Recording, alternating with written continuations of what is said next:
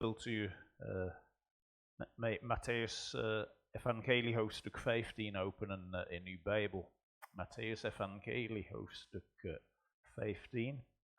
En broeder Jeff heeft net voor ons de vers 29 tot en met 31 voorgelezen. En dat vroeg ik om een beetje extra context te hebben. We gaan de vers 29 tot en met 31 behandelen van morgen, zo de Heer het wil.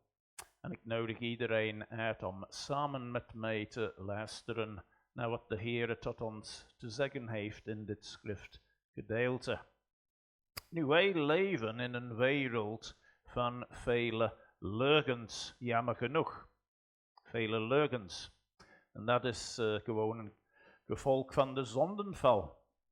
Dat de mens in opstand gekomen is tegen God, tegen de schepper. En de zonde dat brengt scheiding tussen God en mensen.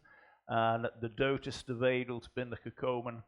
En allerlei onrechtvaardigheid en geweld en alles wat tegen de wil van God is, het voortvloeit gewoon uit de zonde. Daarom leven wij in een wereld van vele leugens. Een wereld van veel valsheid. Van vele dingen die nep zijn.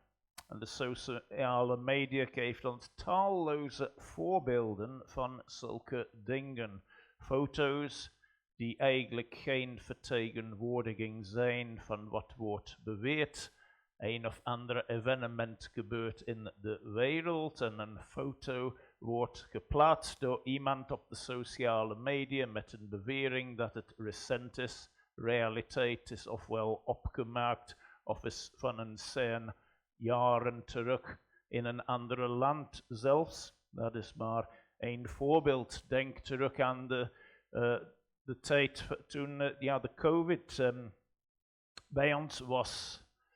En hoeveel filmpjes van Bill Gates zijn verschenen op het internet.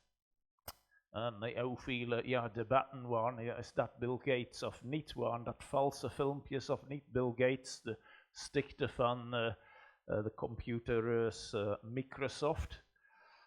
Dat is maar ook nog een voorbeeld. En filmpjes op YouTube van korte toespraken die eigenlijk niet gemaakt worden door de persoon die op de film komt. En noem maar op. En mensen kunnen zelfs als het ware opnieuw tot het leven komen. Denk aan de vorige verkiezing en de campagne van een van de politieke partijen, van CD&W. Beelden van Jean-Luc Dehaene, levende leven, zo gezegd. Met uitspraken die hij zo gezegd gedaan heeft. Jean-Luc Dehaene is al een aantal jaren overleden. Premier in België in de jaren 90, vroeg in de jaren 2000. Maar het geeft ons allemaal een gevoel van onzekerheid. Wat en wie kunnen we vertrouwen? Is dit echt of is het nep? En we durven bijna soms geen stap vooruit zetten. Al de valsheid, of de mogelijkheid tot valsheid, misschien beter gezegd. Gewoon de onzekerheid. Klopt dit of klopt het niet? En dat zorgt voor, ik zeg het opnieuw, onzekerheid. Twijfel. Maar er is goed nieuws. En het goede nieuws is, maar God. Maar God. Maar God is ingegrepen in deze wereld. God spreekt tot deze wereld. In tijden van verwarring en hij handelt naar zijn wil. En hij heeft een alternatief beloofd.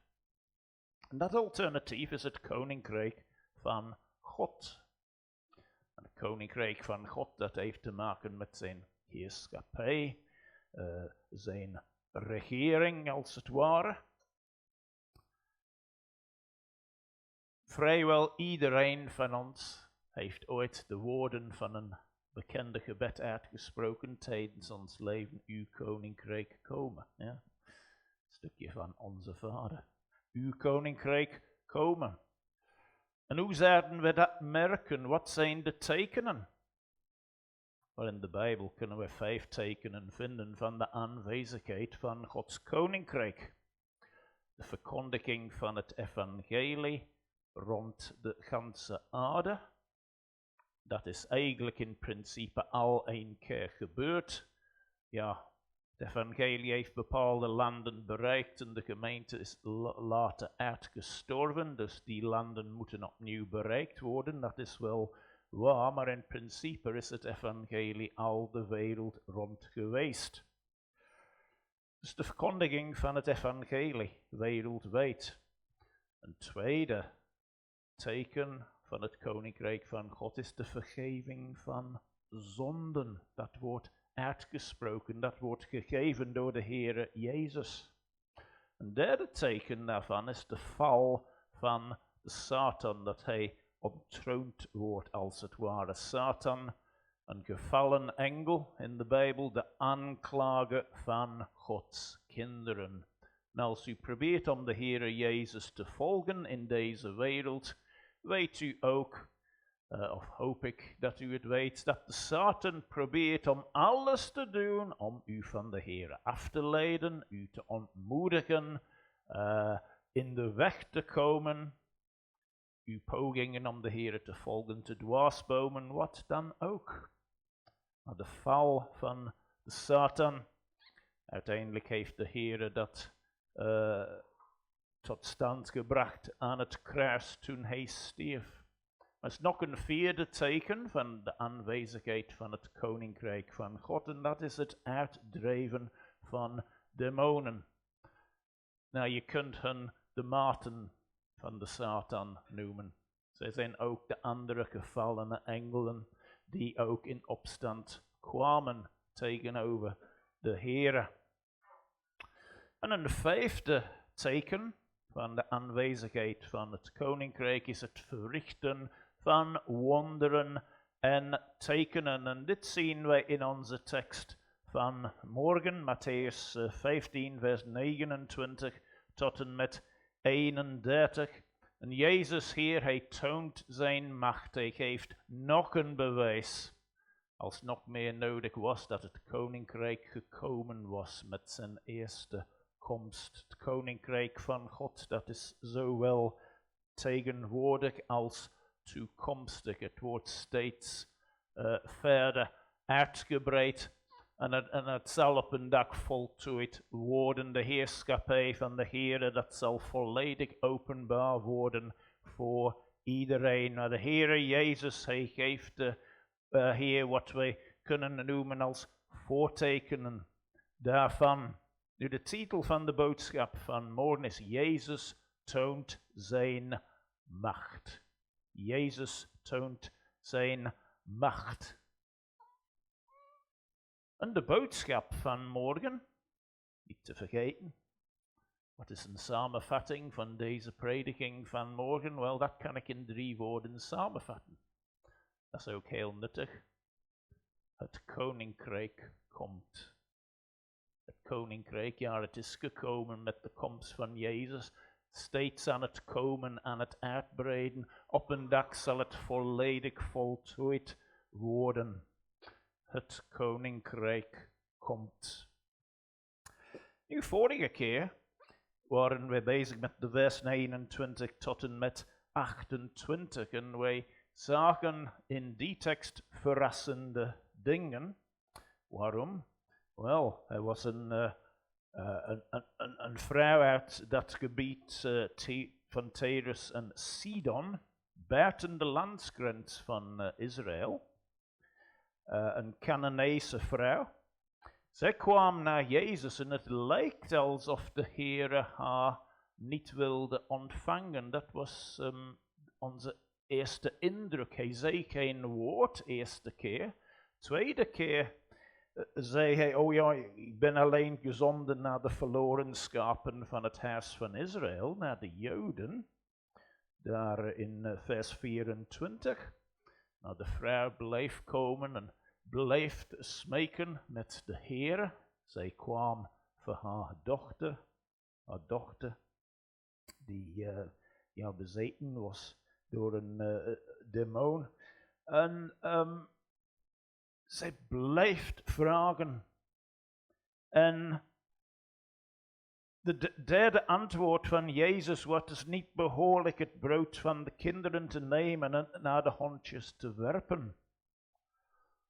En ze zei, ja, Heere. En zelfs de hondjes eten van de kruimels die van de tafel vallen.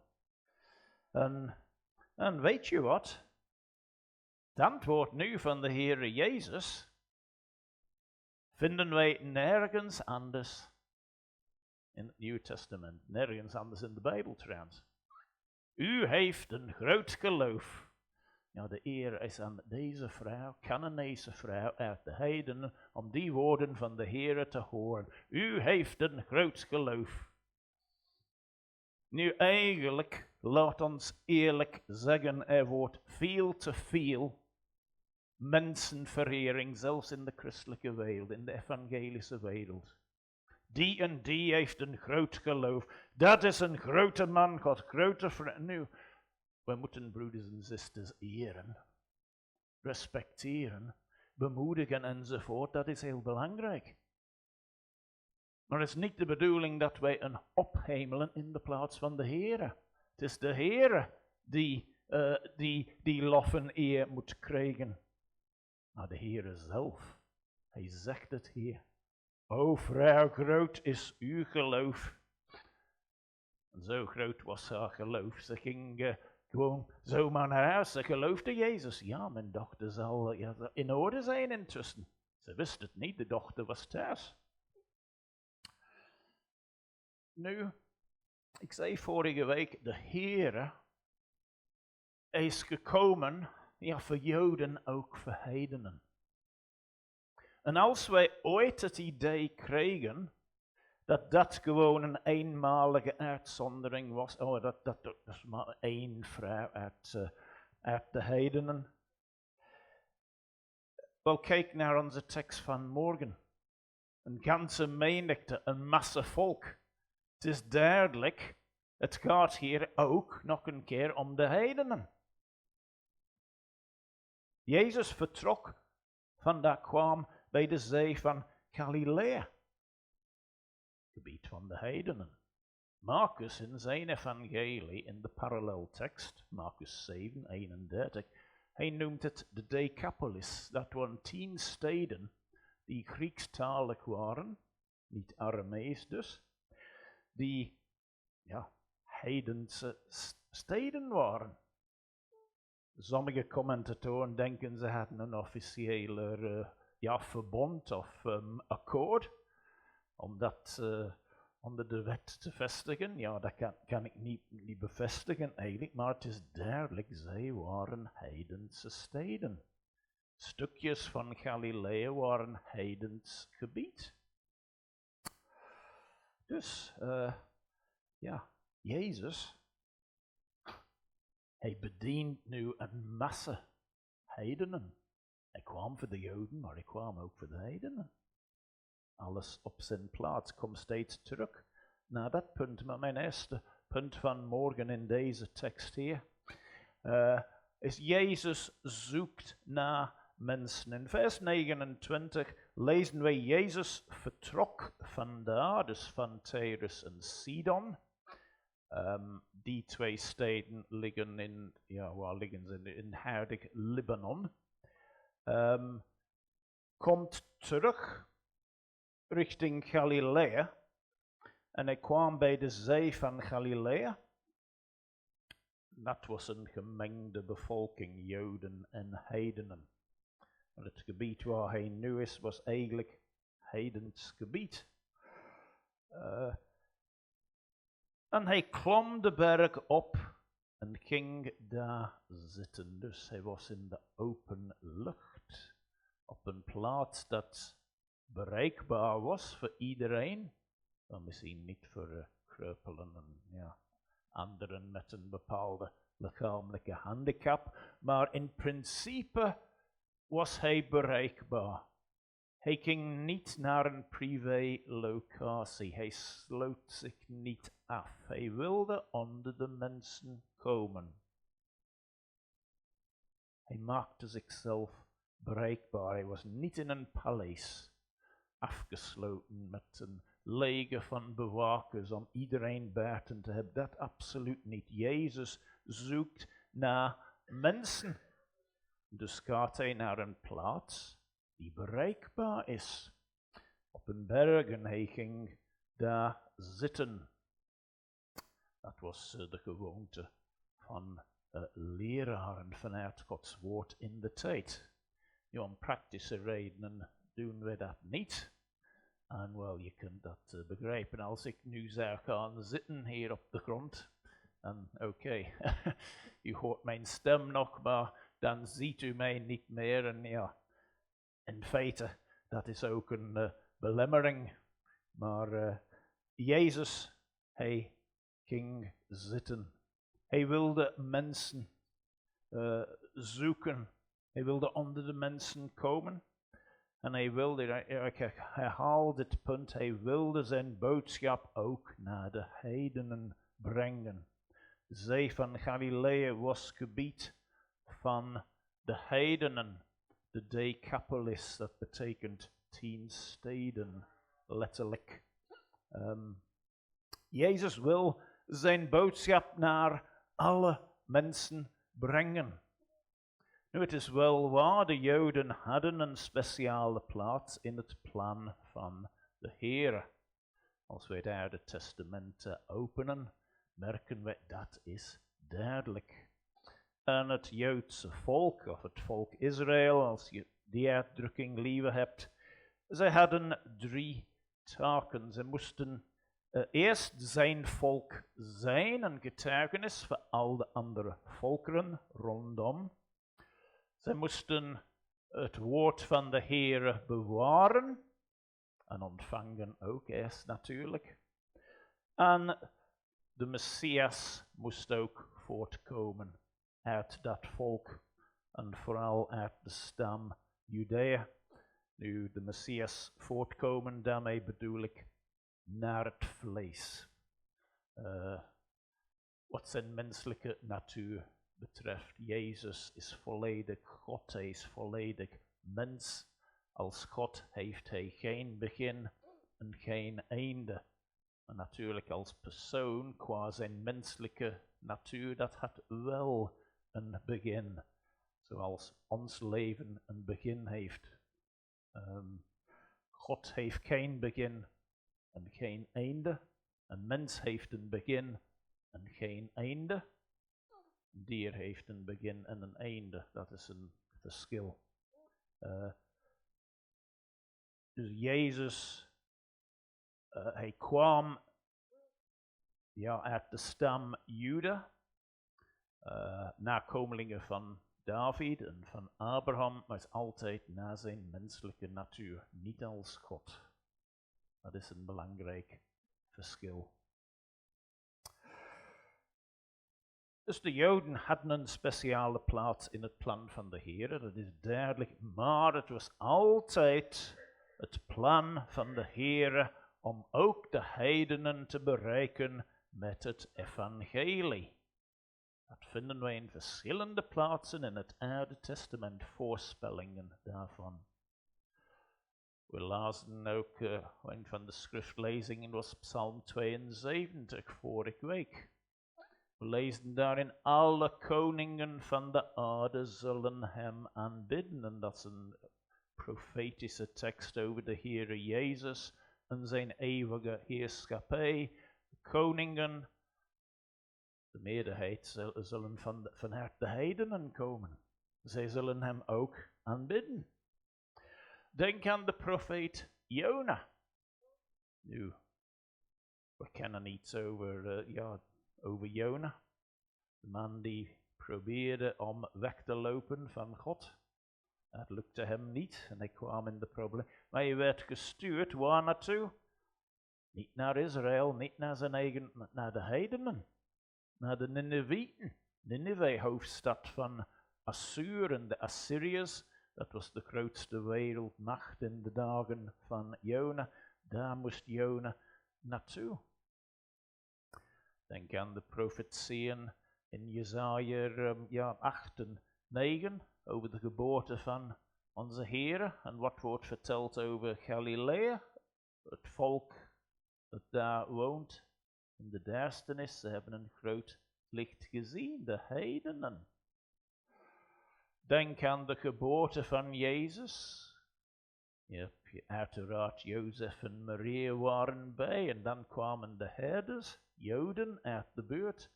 Wie kwam later? 12 maanden, 18 maanden later op bezoek. Wezen uit het oosten, we weten niet precies waarvan. Uit Iran of Irak of nog verder, uit India, uit China, we weten het niet zeker, maar uit het oosten. Die waren ook niet uit de Joden. Ze waren heidenen. Dus hoewel er is een speciale plaats voor de Joden in Gods plan, toch was het altijd zijn bedoeling, zijn wil ook om de heidenen te kunnen bereiken. Wat betekent dit voor ons in de praktijk? Het betekent we mogen nooit onze Hebreeuwse wortels vergeten. Nooit.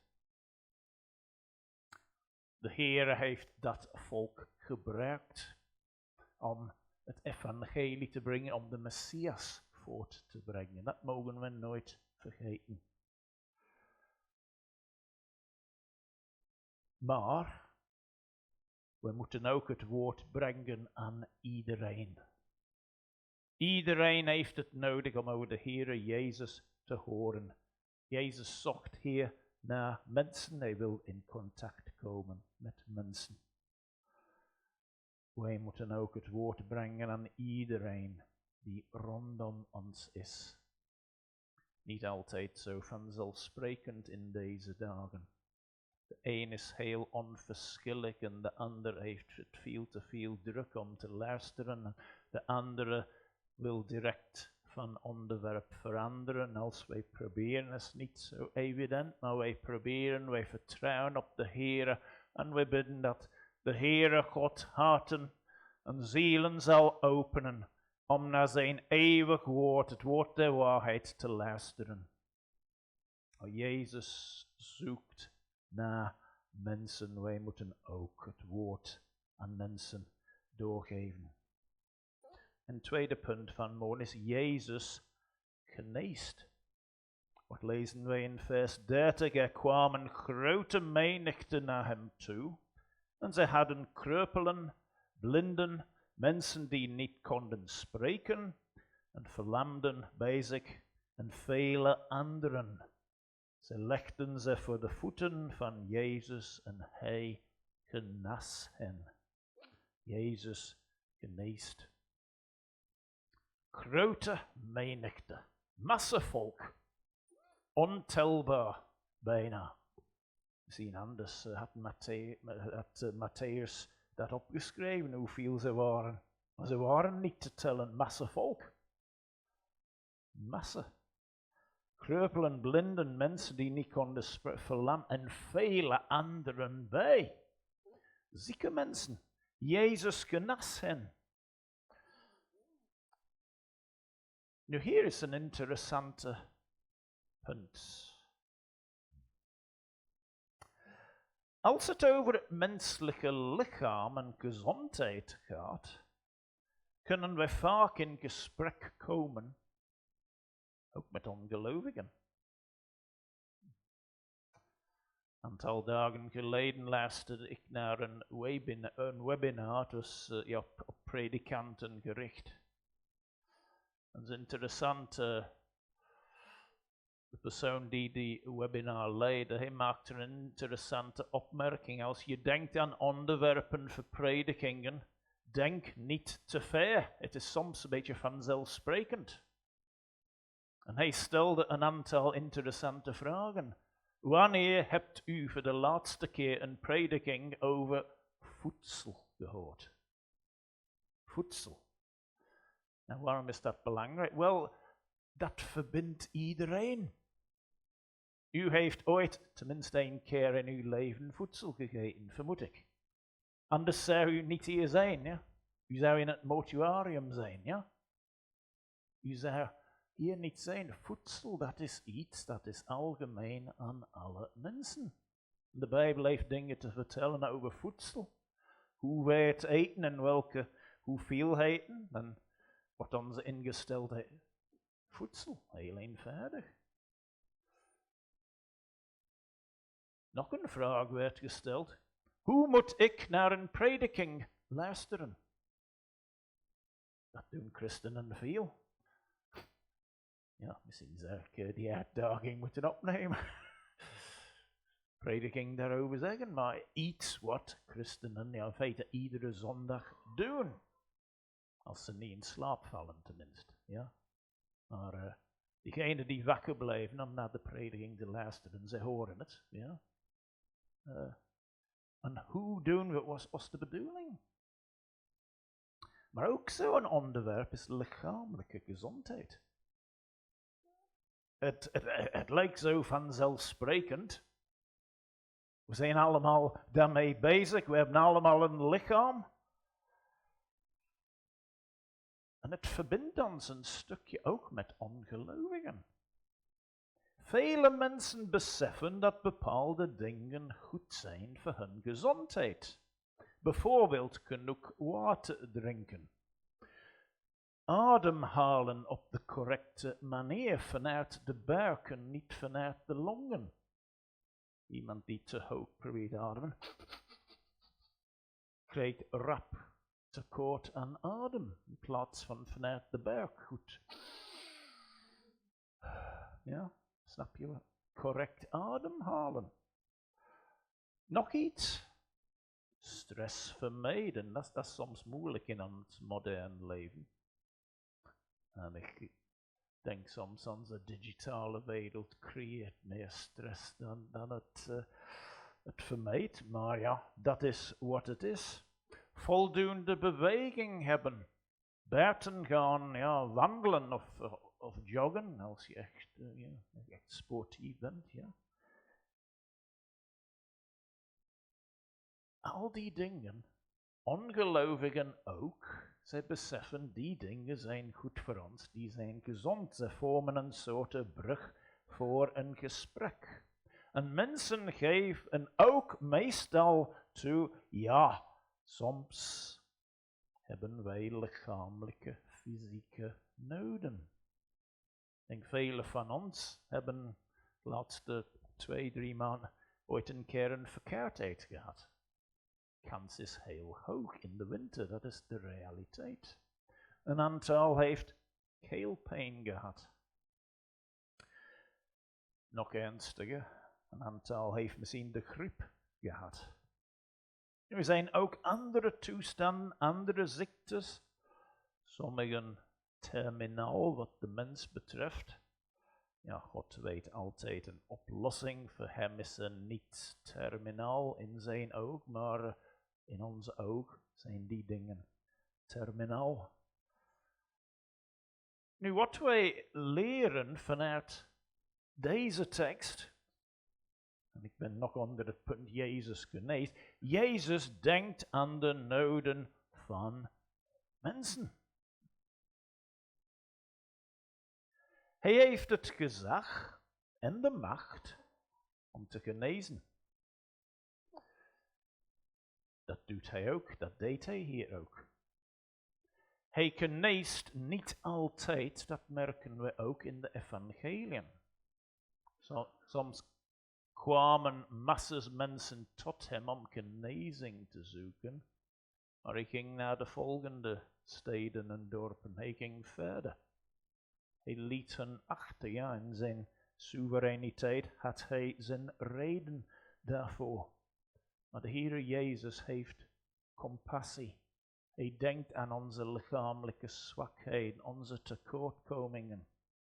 Wij mogen de dingen bij hem brengen.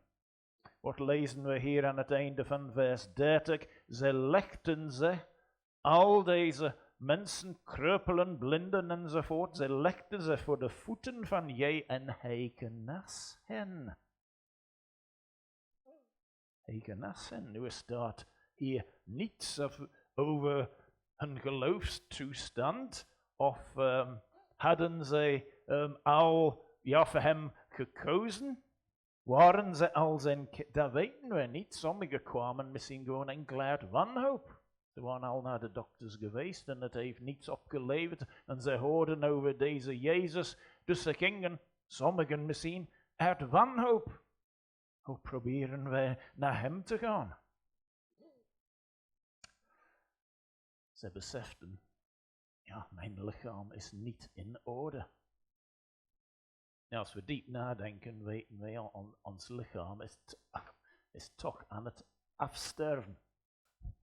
Maar wij moeten ook realistisch zijn. Wij leven in een gevallen wereld, aangetast door de zonde. En het is pas in de eeuwigheid en op de nieuwe aarde dat alles wordt volledig weggeveegd door de Heer. Dat er geen ziekte meer is en geen pijn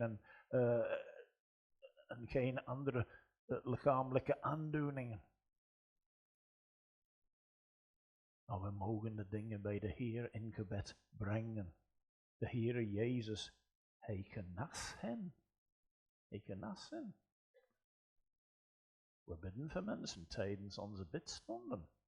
We bidden voor zieke mensen bedoel ik. We bidden in onze stille tijd voor mensen die we weten die ook belangrijke afspraken hebben bij het ziekenhuis. We brengen de dingen bij de Heer in gebed. En ook met ongelovigen kunnen wij op dat vlak een babbeltje hebben. Het wordt iets moeilijker als wij over de ziel gaan beginnen. Waarom? Wel, dat is noodzakelijk. De mens is meer dan een lichaam. De mens heeft ook een ziel. En de ziel trouwens is het belangrijkste gedeelte van de mens. Dat is de essentie van de mens. De Heer heeft de mens een ziel gegeven met de bedoeling dat die ziel in overeenstemming, in gemeenschap met de Heer voor altijd zou leven. En de zonde is tussengekomen. Dus zielen moeten opnieuw tot leven komen, wederom geboren worden. Noemt de Bijbel dat, ja? Een ziel kan verloren gaan. En ja, ik heb veel over het lichaam verteld vanmorgen, maar ja, vergeet niet uw ziel, de essentie van u, de persoon die u echt bent. Uw beweegreden, uw drijfkracht. Als we ons klaarmaken om naar de kerk te komen, is het noodzakelijk om ons lichaam voor te bereiden, ons te wassen en ons kleren aandoen enzovoort, maar vergeet je ziel ook niet. Bid voor de samenkomst, bid voor jezelf, bid dat je alert mag zijn. En als je een late nacht had, om welke reden dan ook, gisterenavond, bid om de hulp van de Heer om wakker te blijven. Dat je iets aan de samenkomst mag hebben in het zingen, in het bidden, in het luisteren naar Gods woord. Waar bent u bezig vandaag? Laat ons als belijdende christenen onze prioriteiten juist stellen. Dat wij aan onze ziel denken, onze geestelijke toestand. We moeten voor ons lichaam zorgen, jawel. Als we dat niet doen, dat is niet verantwoordelijk, maar laat ons aan de ziel denken. Jezus geneest. Maar eerst en vooral wil hij zielen genezen. Laat ons dat niet nooit vergeten. Zielen genezen. Zielen tot leven brengen. En zielen helpen om met hem te wandelen. En dan mijn laatste punt van morgen.